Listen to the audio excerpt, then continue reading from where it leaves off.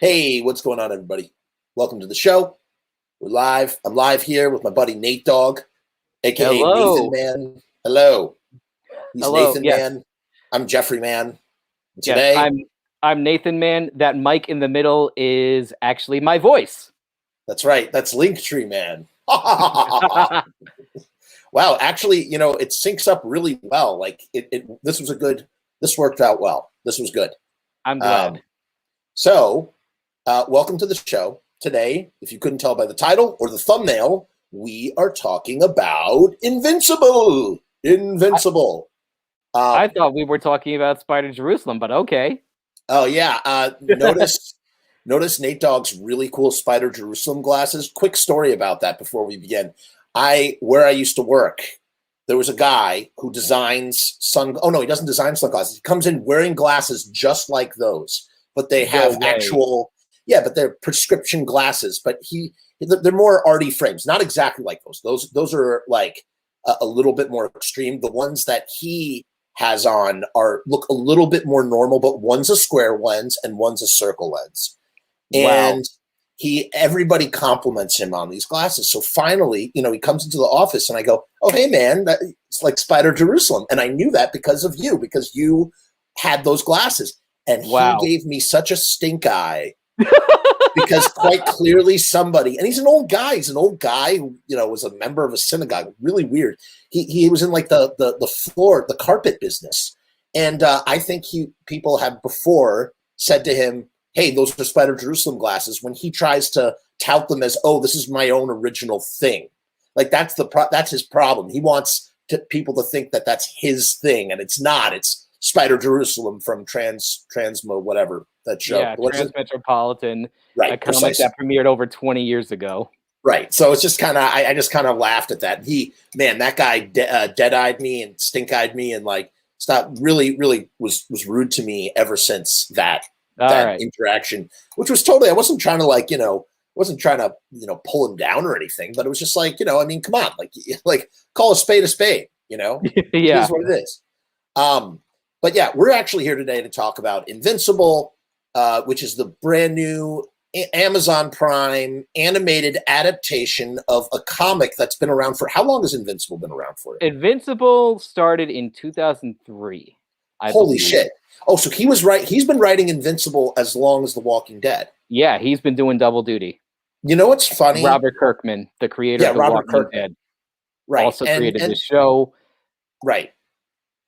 Yeah, go ahead. And I was just going to point out here, if you fans of The Walking Dead, it'll be worth it to look at the voice credits for this show. You will see a lot of familiar names.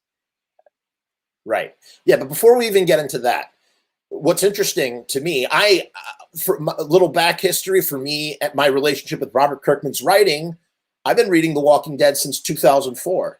When Walking Dead exploded in 2010, it was like, it melted my mind, because to me, this was a little independent black and white comic that was just like, had exploded within the comic book community, but was I used to spend hours trying to tell people about this comic and like how twisted it was and the brilliance of the writing. Cause that's what, Kirkman does two things really well.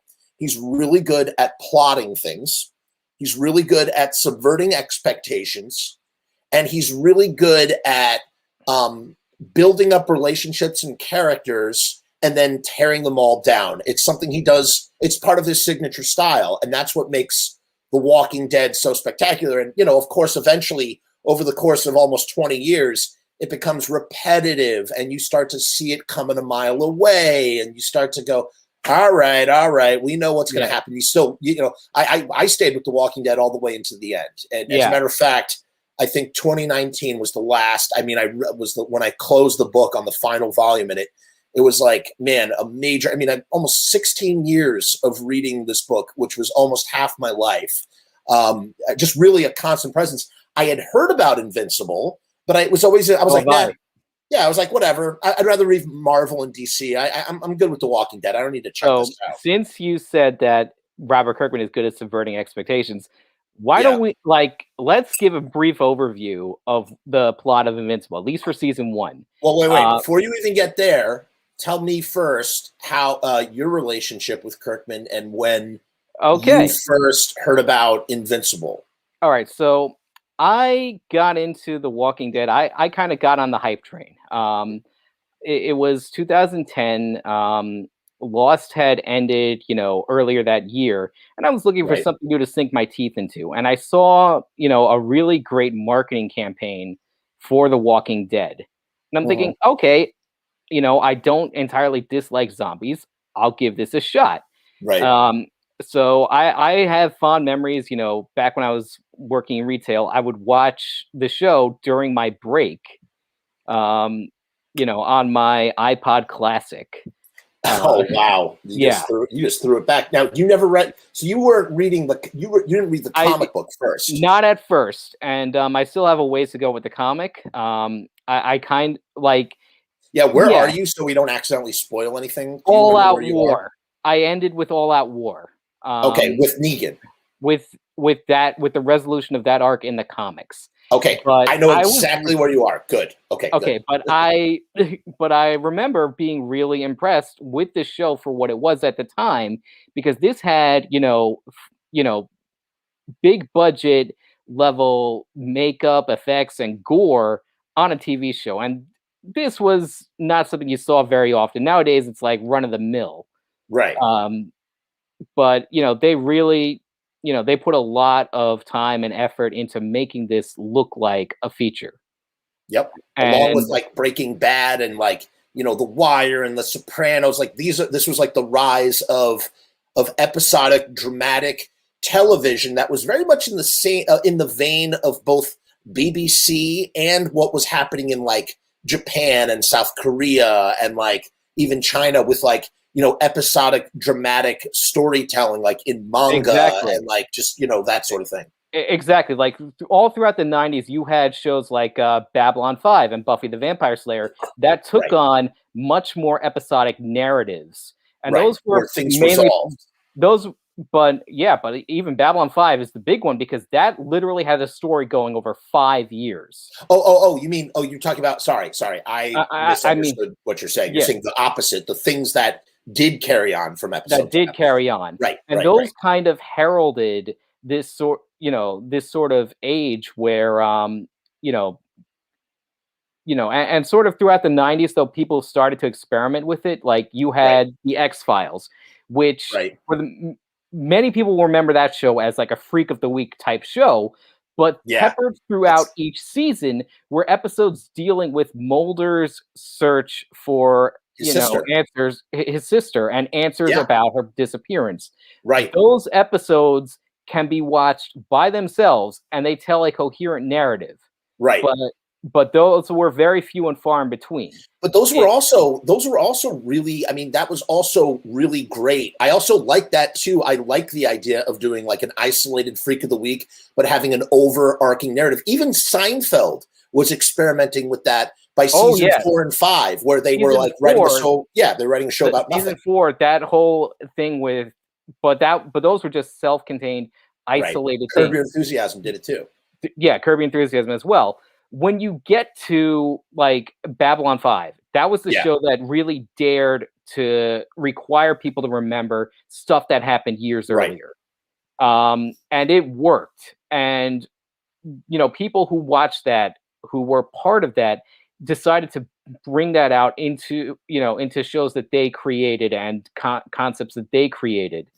Now, what about Buffy? Tell me about Buffy, because from my understanding, Buffy was also kind of a big bad freak of the week sort of Buffy situation. did have a big bad freak of the week, but I think really with the first season,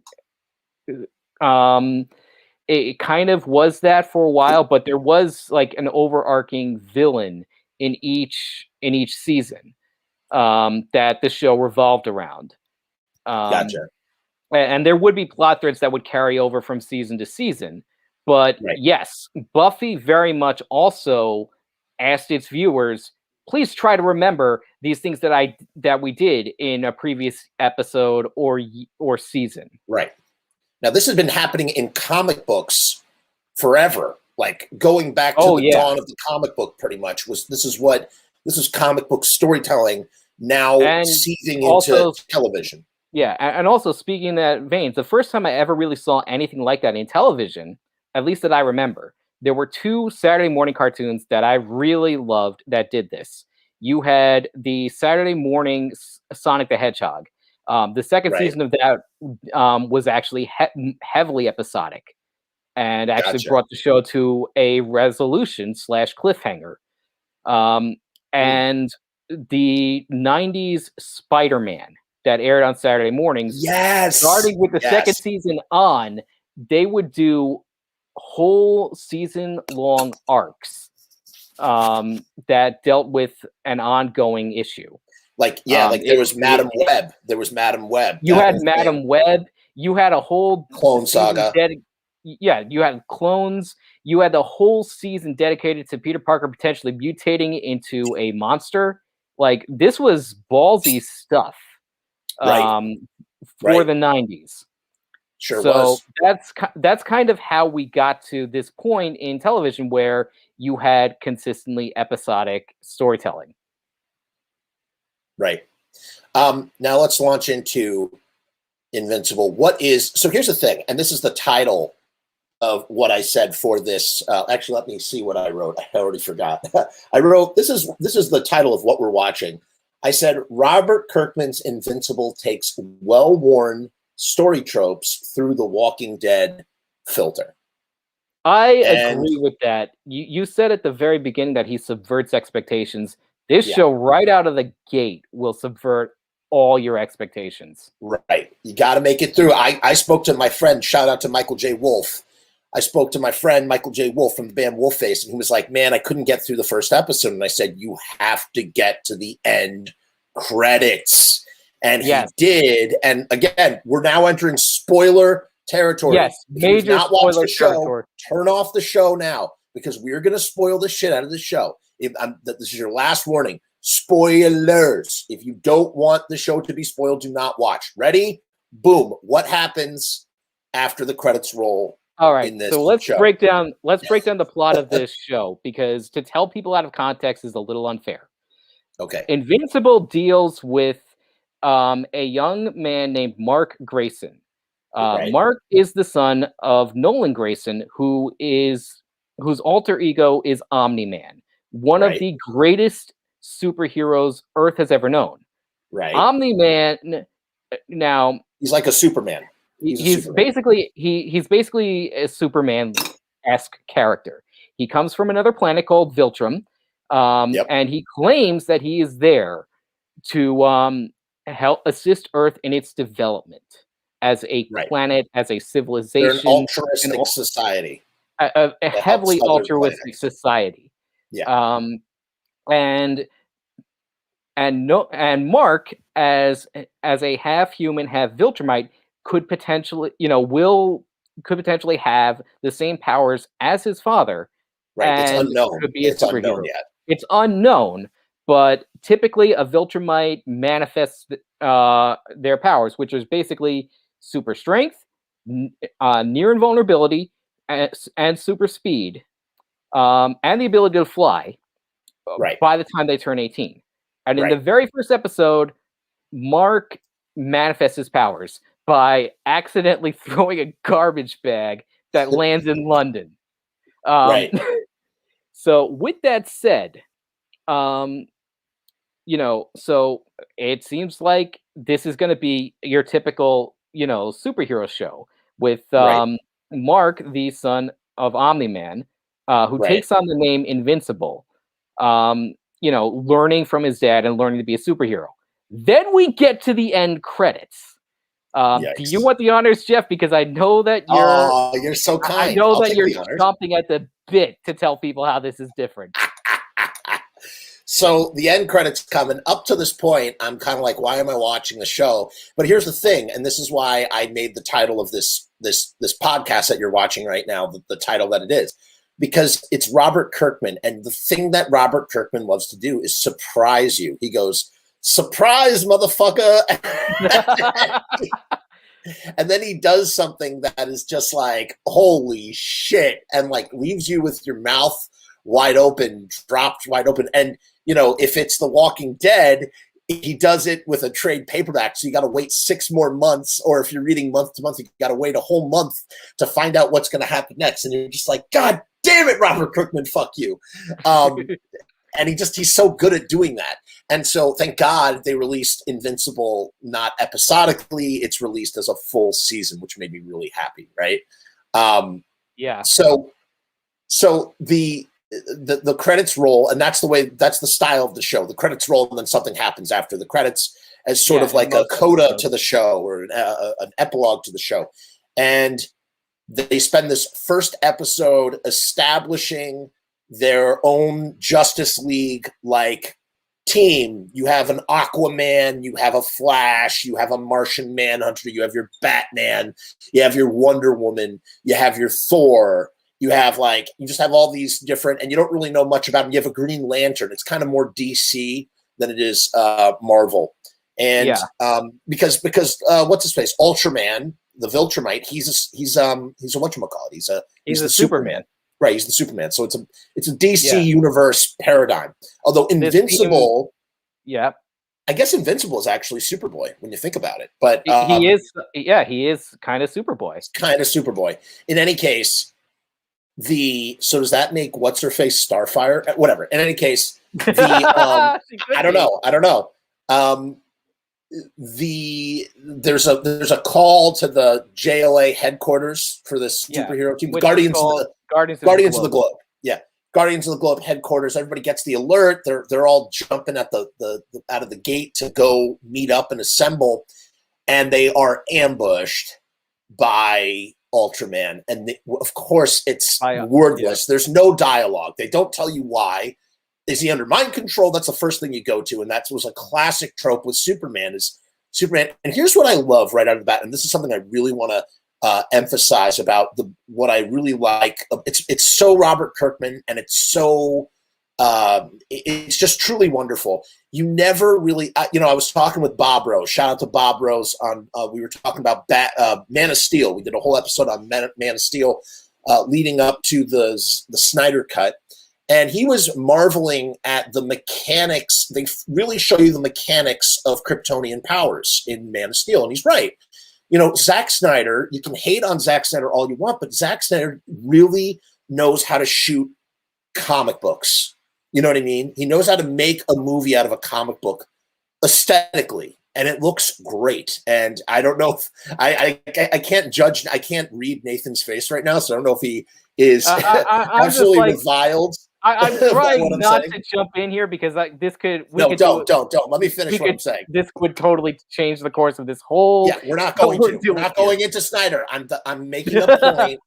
I'm making a point in saying that Bob pointed out how Snyder was very good about showing the mechanics of Kryptonian superpowers, which you never really truly see in any medium outside of the cartoons. It just doesn't really register in the real world when it's animated. And in previous, live action versions, Superman, he just kind of poses. You don't really get to see him in action the way you do in Man of Steel. And he sort of transcends just being Superman and really is like, you think about Dragon Ball Z. There's a lot of places you go when I was watching Man of Steel again. In any case, Robert Kirkman does the same thing with what a Kryptonian could do to the human body via the Viltrumite powers, the Ultraman's powers. You see how powerful Superman truly is and how he could literally, the way he rips people apart. It's almost like an art in and of itself of just demonstrating how truly powerful and violent the violence that a super being could be capable of if they wanted to take a human being apart. And we get our first taste of that with this bloodbath. What Ultraman does is he reveals that he is out to kill the Guardians of the Globe. And that's exactly what he does. He rips them apart. It is 1 versus 7 or 1 versus 6. And though he takes a beating, and he takes a big beating, it shows us that that Viltrumites are not invincible, as you said, Exactly. they're nigh invincible. Yeah. He does kill every single one of them, and he does it in the absolute most grisliest, graphicest. He does it in a graphic, grisly way, and it just leaves you with your mouth hanging open. Yeah, no mercy. Like these people meant nothing to him. Right, and it sets you up for why did he do this? What is going to happen on this show? What does this all mean? And I think that he does it. They don't really get into it. He does it because his son gets superpowers, right? Like, I think that is like, as we learn more about him and what he, I will. Can I talk about the comic, because I did read a little of the comic? I have not read any of the comics, so I unfortunately would rather you not, because I want to go in learning stuff that I did not find out in the show. So please keep that in mind when you speak. All right, I won't say anything explicitly, but when you get to the issues 11 or 12, like when Nolan finally comes clean with Mark and tells him about Viltrumite and who he really is, a little bit more is detailed into his motivations and why he took so long to start. Oh, I'm really glad. I'm really glad to hear that, because. But one thing I can say, one thing that you can probably, that a viewer of the show can figure out on their own, he gets to Earth. He, and he's ready to conquer. But before he can do that, he has to stop everyone else who wants to conquer Earth first, because there's every time you turn around, there's another monster, there's another supervillain who's out there trying to decimate this planet that he's trying to take over. So he has to stop them first. And the easiest way for him to do that is to pretend to be a superhero. So perhaps that's why it takes so long. Yeah. That's a huge reason as to why.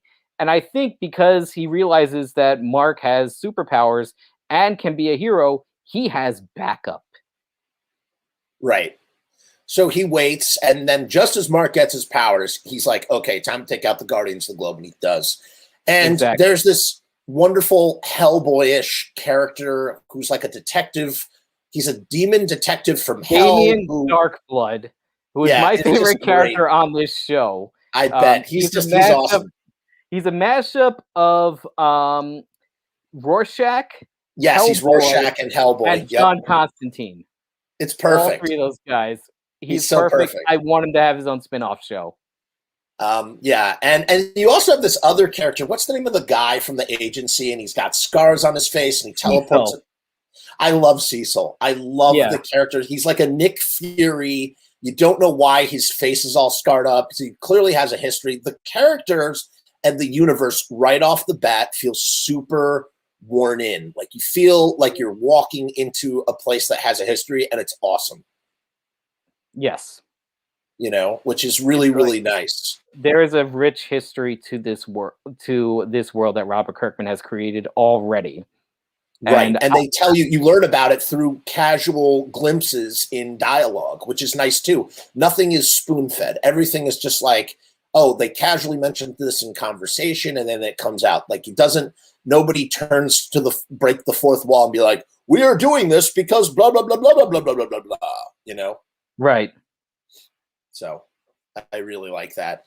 And then the whole show is you're trying to figure out basically the whole show, the whole season can be summed up as he's trying to keep this under wraps. Ultraman is trying to keep everything under wraps. At the same time as Mark is slowly becoming this superhero called Invincible and learning the ups and downs of being a superhero. And there's a whole subplot where he has to face off against. Yeah, go ahead. I'll give you an idea. Like just as to how good Kirkman is at subverting expectations. Think about the first person that Mark actually saves.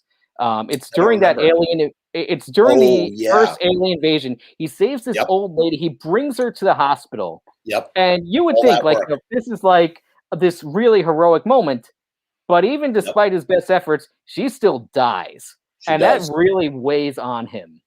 Yep. This is the first person he ever rescued, and you can tell on the look in his face, it's all for naught.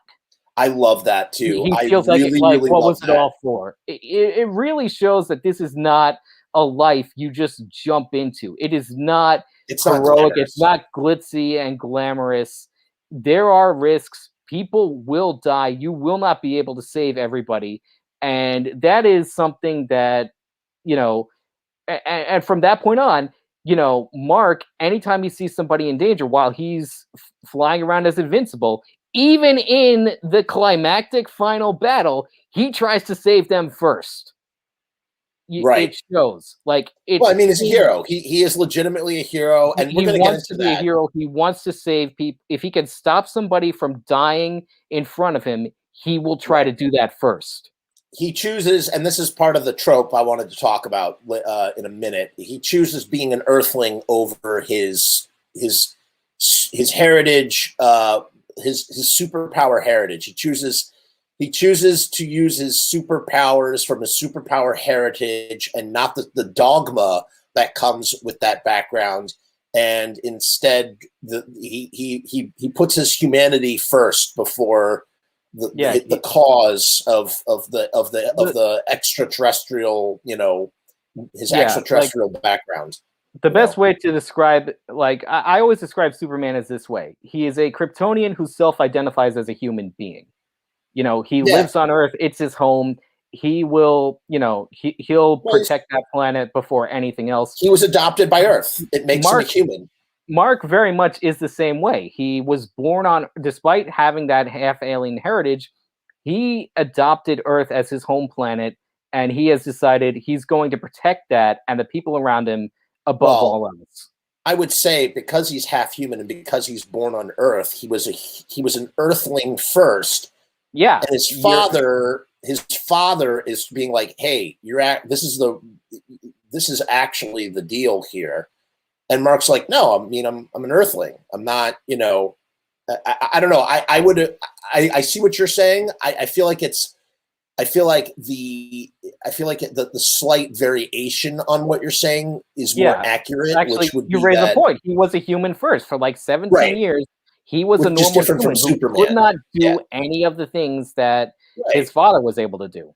He's an Earthling, as opposed to Superman, who was born on Krypton, is a Kryptonian, and adopted on Earth, and identifies as a human being despite being Kryptonian, whereas Mark is half and half and born of Earth, so therefore it's like it's not exact. Like he's choosing his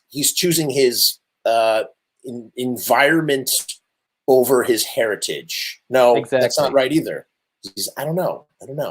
But in any case, what ends up happening is, he slowly learns these lessons about being a superhero. I love the Martian episode. It was great. There was always kind of like a big bad of the week, as well as, you know, and they always weaved it really well. They did it so well. The romance, the Peter Parker stuff.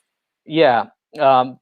That's another great example of subverting a trope. He comes out to Amber, and she's like, "No, fuck you. I'm ditching you, not because I know you're a superhero, but because you've been an asshole this whole time." Yeah, that was a great subversion of tropes. And also, you once said something that I felt was like you said you like really nailed the core of Peter Parker's character, which I think Kirkman, he knew what that core was too, and then he just took that and ran with it in Invincible. What is the core of Peter Parker's character, and like the core of his pathos in as a character? Like he's somebody who he values the responsibility.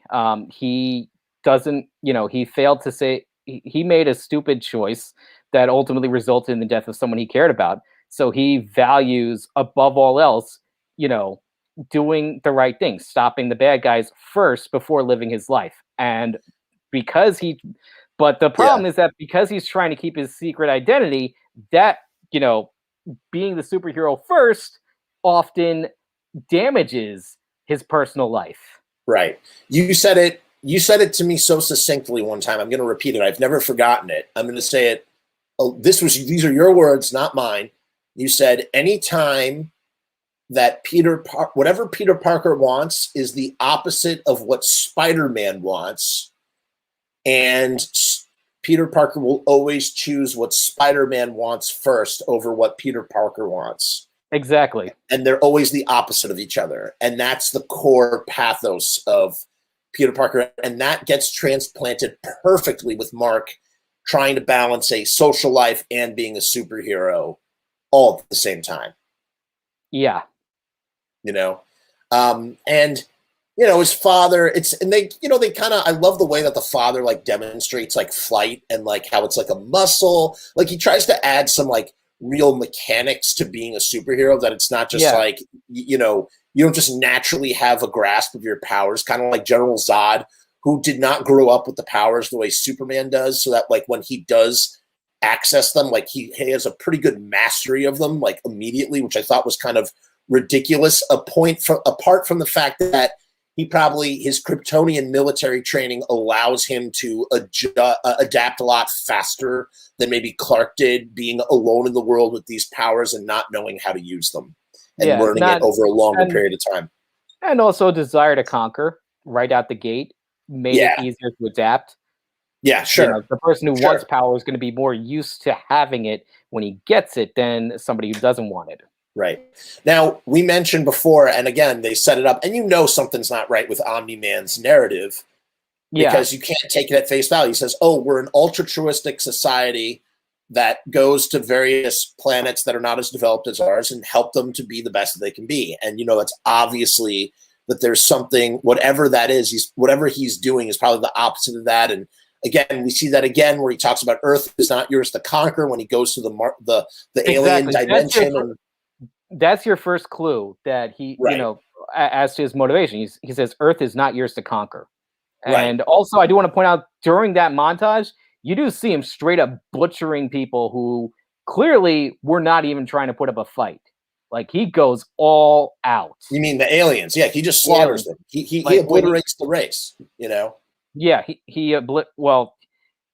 at least he puts them down to the point where, like, it'll be a long time before they can try it again. Right. And he also see them in the final montage. You're right.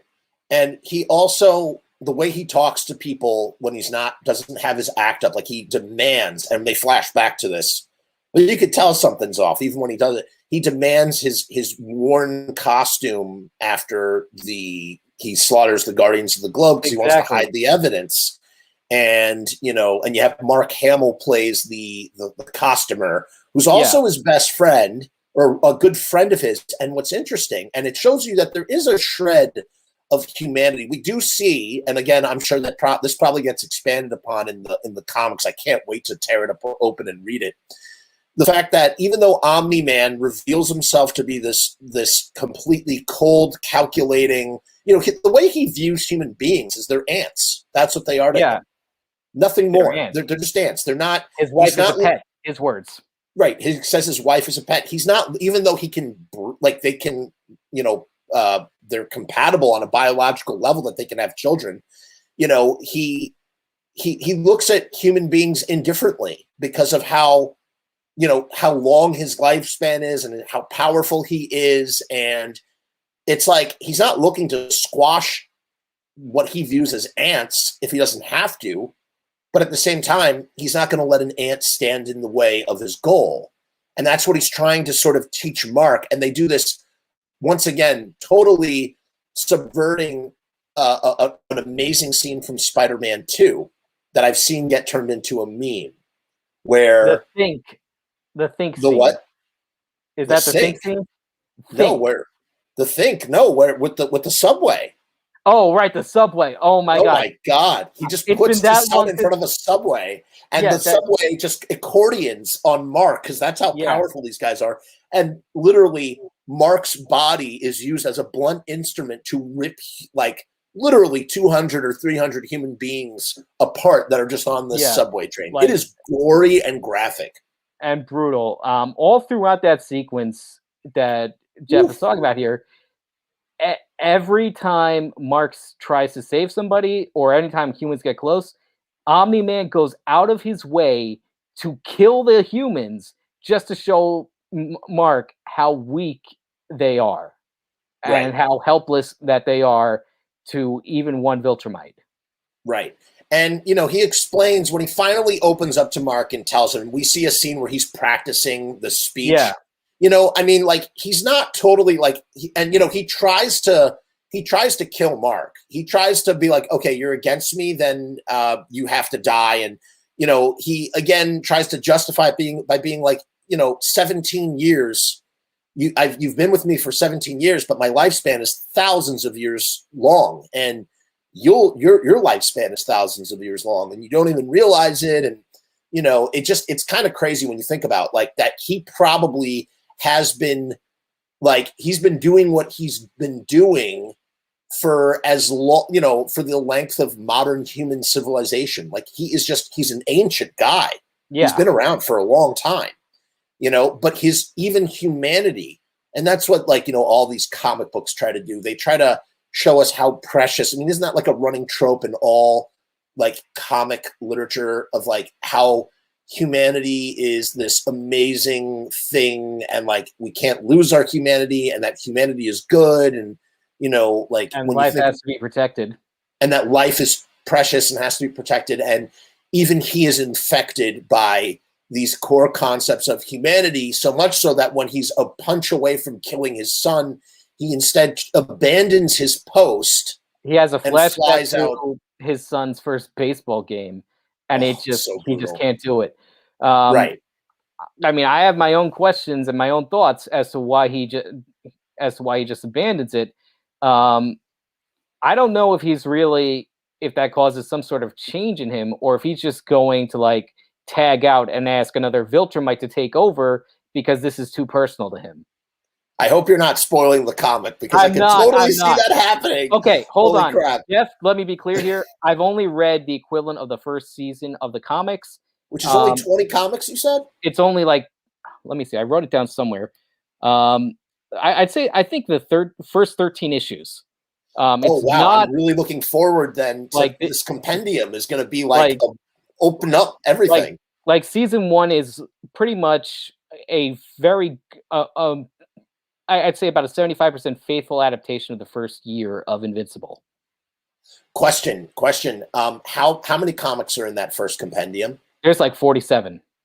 Yes. Wow. That I am so looking forward to reading this. I can't wait to get it. Okay, cool. Yeah. That makes me really, really happy. And like Seth Rogen plays this alien that it's a whole complicated thing, but he like travels around and like tests planets.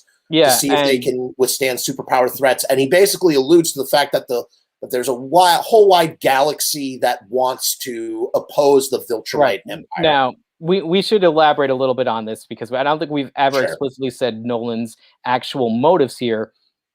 So we've kind of said that, everything that Nolan has said about his origin is a lie.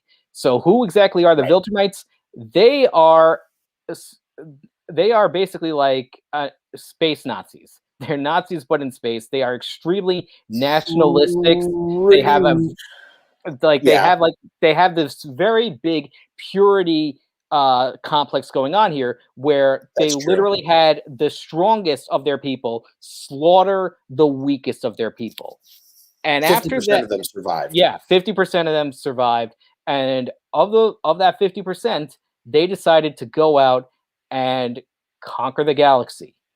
Any planet that they can get their hands on, they could. And when they were stretched too thin from fighting too many wars on too many fronts, they decided that they would send one of their own to a planet they wanted.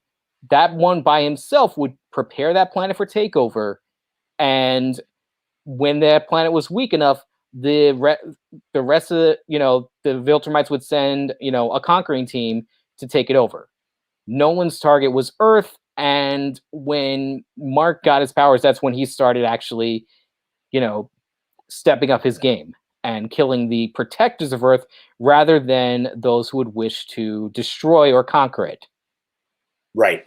And it's like, now, where have we heard this before? And we can go into other, I mean, the two things that the tropes that we're talking about, the time tested tropes that are great tropes that Kirkman is adapting from are, I would say, both really, I mean, from Dragon Ball Z, from a little bit from Superman via Man of Steel, although that came after Invincible. So really it's this idea, this concept of that's in Dragon Ball Z. And basically it's like this in a nutshell.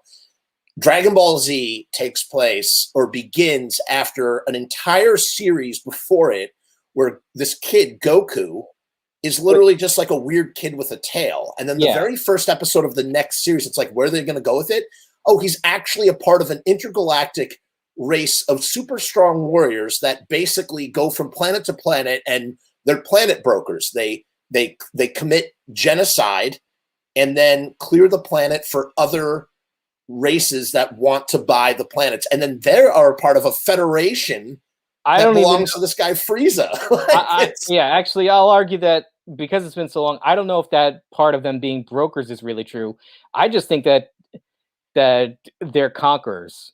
That's what they do. No. That's what they do. Because I know that the Ocean dub did change a lot of plot points to try and be more suitable for children's television. Wait, really? Yeah. Whoa. Every time somebody says, I'm going to send you into another dimension, that is literally I'm going to kill you. That's literally they literally had to change that because they couldn't, for whatever reason, they could not say the word kill. It isn't until the show got to Cartoon Network that they actually acknowledge that death is a thing in the Dragon Ball Z universe. Yeah, but hold on a second. That is, I've seen flashbacks where it shows like that's what they were. They were planet brokers. They were that was the nice way of putting it. They were wiping out races and clearing the planets and then selling the planets to other races that wanted to buy them. I mean, I've seen flashbacks. In the show. Regardless, it's still not a good situation. Yeah, it's genocide. They're just basically genocidal aliens that go from planet to planet and wipe out whole races. And basically, this character of Goku finds out that he's one of these Saiyans. That's why he has the tail. And his brother, who's one of and the other thing too, and this is where the Kryptonian aspect comes into play. Their entire race was wiped out.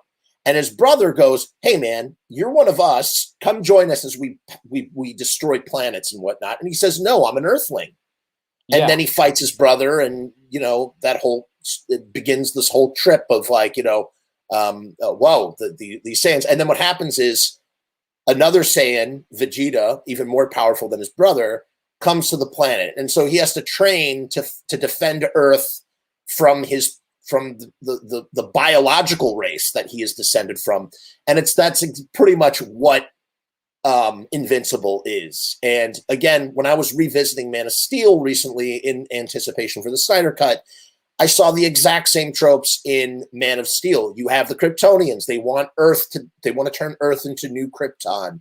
And Superman goes, no, I'm an Earthling, and has to fight the last of his own people for his adopted world and humanity. Yeah. So he chooses them over them. And the stakes are really high in that one because Superman holds the key to resuscitating the Kryptonian race because the Codex is in him or whatever, some stupid thing, and yada, yada, yada. He basically chooses humanity over Kryptonians. And so Robert Kirkman is taking all of this stuff and then applying his Walking Dead formula of, I'm going to make you fall in love with some characters or build up some characters and then completely pull the floor out underneath you and shock you. And I'm going to do it with massive amounts of violence. I know he's done a werewolf series, and I wonder if it's the same. And I'm curious to check that out and find out more now that I know that Invincible is as good as it is. And frankly, I don't know if you feel the same way. I am so sorry that I slept on Invincible for as long as I did because it's friggin' phenomenal.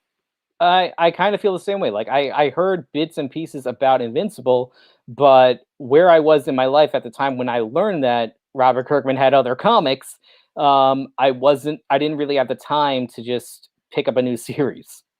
Right. I mean, picking up a new series it's a commitment. And, frankly, I kind of wish that I had, because when in between reading Walking Dead, I could have been doing that. I could have been on Invincible. And again, like, that's the thing. I think the real takeaway from discovering how great Invincible is just understanding that you can take something that's tried and true and apply your own flavor to it. And you don't have to reinvent the engine.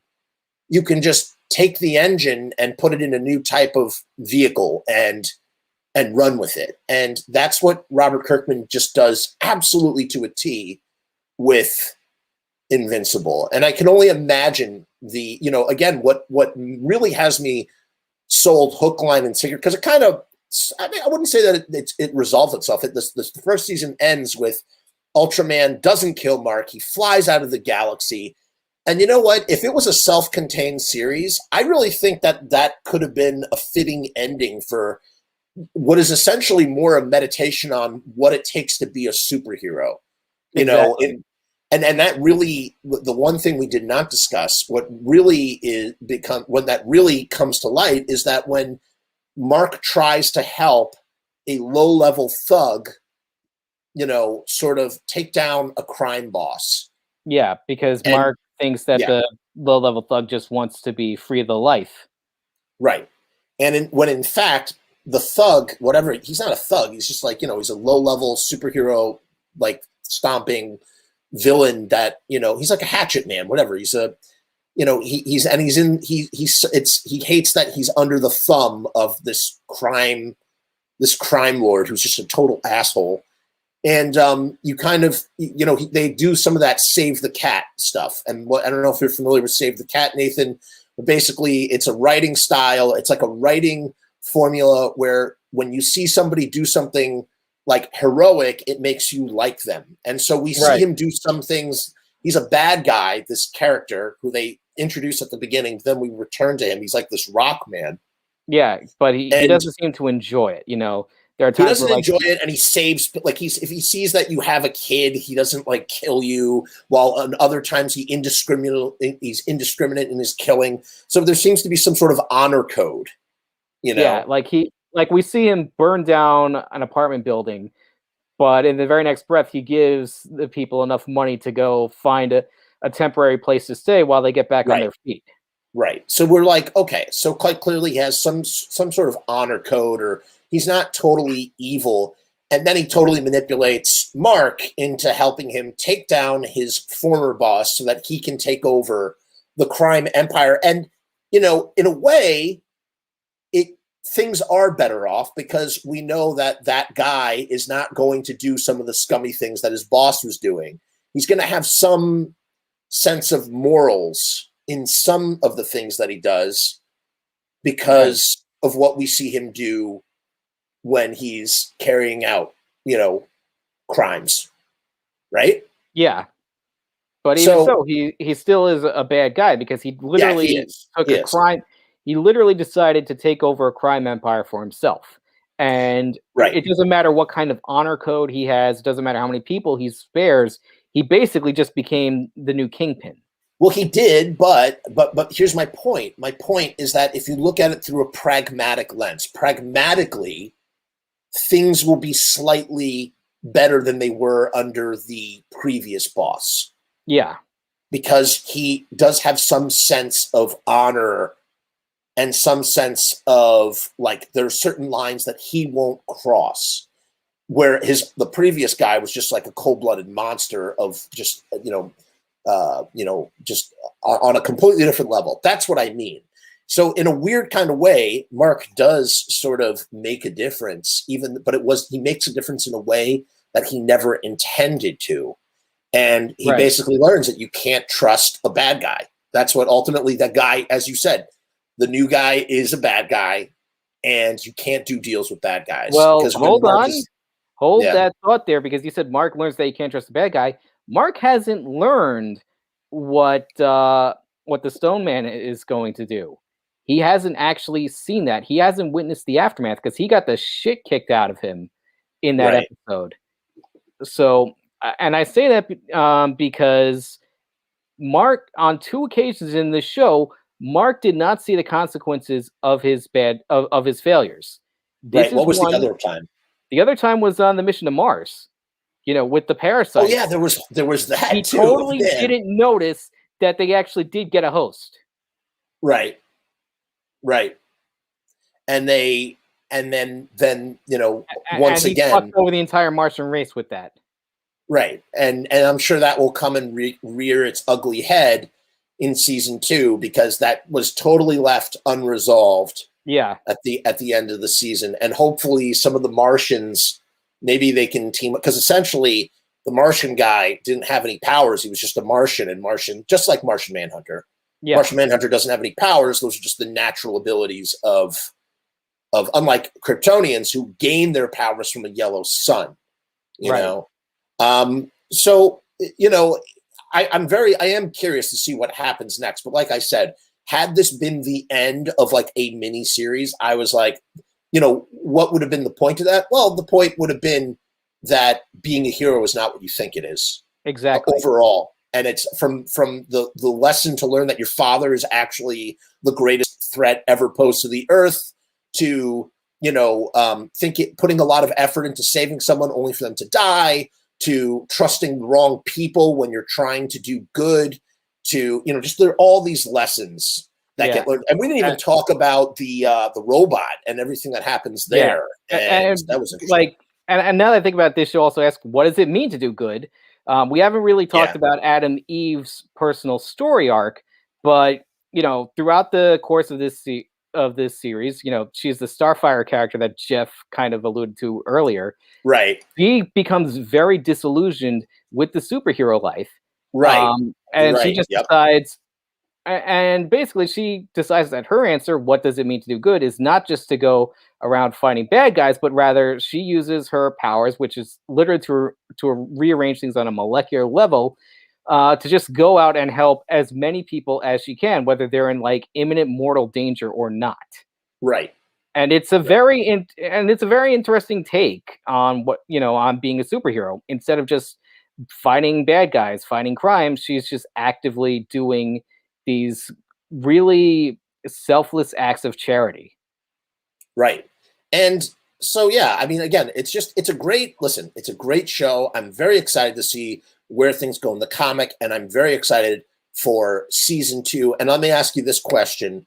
If I read the comic, do I need to watch the show? Is it really, do they do enough variants that it makes it interesting to watch or read, whichever one over the other? Can I tell you one thing that this show did better than the comics?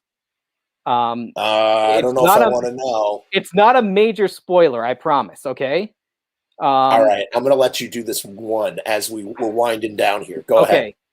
Amber is barely an afterthought in the first 13 issues. Like, we know that Mark starts dating her, but she barely exists as a character. You might forget the fact that Mark has a love interest. So they amp up the Peter Parker-ness of it all. They amped it up. Like, they did her so much better in the show than they did in the comics. Gotcha. So I'm going to say this right now. I think that, you know, this is kind of like Invincible, Invincible, the series is kind of Invincible Take 2. Like, they like The Walking Dead. It's just like The Walking Dead. Yeah, like they basically, like, I feel like Kirkman and the other creative forces went back, looked at the comic and decided, what can we do better? Like, what can we flesh out more? What can we flesh out more? So there are aspects of this that are wholly fleshed out more. So yeah. Now on the flip side, would you say, without spoiling anything, you would say that there is a lot more nuance and context and things happening in the comic book that are not. Yeah, like I would say that some things in the comic are fleshed out more. Like, you'll learn a little bit more about Nolan's motivation and his time on Earth. But again, you know, they're kind of like two halves of a coin. I wouldn't be surprised if some of those things were touched on in season 2. Okay, I'm very curious.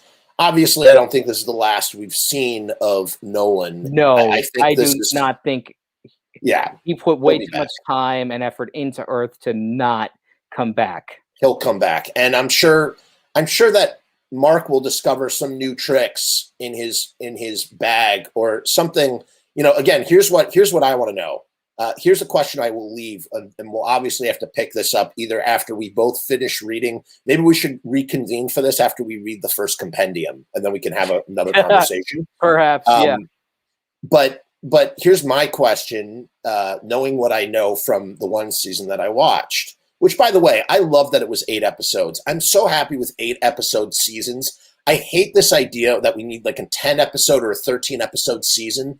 I love that it's somewhere in between the BBC 3 episodic season where it's like 3 90-minute episodes and the 10 episode 1 hour format. It's like the perfect length. I think 6 to 8 episodes to tell a story arc is a great sort of, I don't know, I'm really getting more and more into it. It's the same thing with like less filler and more story, so to speak. Right, less filler and more story. And again, that's what, the thing that, again, but at the same time, the thing that Kirkman does really well is he's very good at plotting things. He just plots.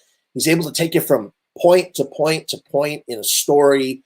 And, generally when something doesn't fizzle out, it's because Kirkman is writing this stuff in real time. And he's like, you know what, he's also a master of being able to sidestep and backtrack and sort of walk away from something. A great example of this, and I can say this because you've already passed it. Ready? It's freaking, what's it called? The character of Davidson in The Walking Dead. All right, who is Davidson again? Exactly. You don't even know. Davidson is one of the founding members of Alexandria when they first discovered Alexandria. And they talk about is Davidson. It's like it's bolded out. Like you're like, okay, we're gonna meet Davidson. Davidson is not dead. And for whatever reason, I don't know if it's ever been talked about in interviews or whatever, we never see Davidson. We never find out more, but his name is said so many times that you have to think that Robert Kirkman at some point said, okay, we're not going to go with the Davidson thing. We're going to take this somewhere else. And we never meet Davidson. We end up meeting Negan. And so it's like, it's just very interesting how he's able. And again, here's my turn I'm going to not spoil a spoiler, but just say that Kirkman in the future of the Walking Dead series does this in a ginormous way. And it's a masterstroke what he does, how he just suddenly puts a pin in something. And it's so obvious. And it's like it's ingenious. It's for anybody who writes themselves into a corner or writes in general, just watch what he does later on. And I can't even say anything. I don't want to spoil anything. The point is that he's very good at that. Someday I'll pick up The Walking Dead again. When you pick it up, and that'll be another opportunity to do a pod to talk about because I've never unpacked the ending of The Walking Dead. It would be great to do it with someone. I think we should continue this conversation after we've both read the compendium. You're way ahead. I haven't even gotten mine yet. It's in my Amazon cart. I have to pick it up. I'm going to read it over the summer. We'll reconvene and we'll discuss in anticipation for season 2. Yeah, that would be fun. Okay. So I want to thank my buddy Nate Dogg so much for coming on. We did a nice solid hour. Nate Dogg is an avid, I mean, this dude just has his fingers in every kind of hobby and interest you can imagine. He's just got his fingers in all those pies. He's an avid consumer of whatever you want to call it, fiction and fantasy and yada, yada, yada. I should have probably said this all at the beginning. Yeah, an avid nerd. I'm nobody in the industry, so my opinions mean shit, but they're fun. But it's still fun to talk about. No, you know what? Your opinions are that of a passionate consumer who consumes the things that he loves passionately. And for that, it should never be dismissed. You know what I'm saying? It's that's a beautiful way to put it. I think I feel the same way. So with that, I want to thank Nate Dogg. We have a way that we exit out. Again, check out the link tree, subscribe, like, comment, share this, all that good stuff. Give this man your money. Yes, that's right. So I can keep doing this. And most of all, tell us what you loved about Invincible Season 1 in the comments. We want to hear. So with that, I'm going to say peace and hair grease.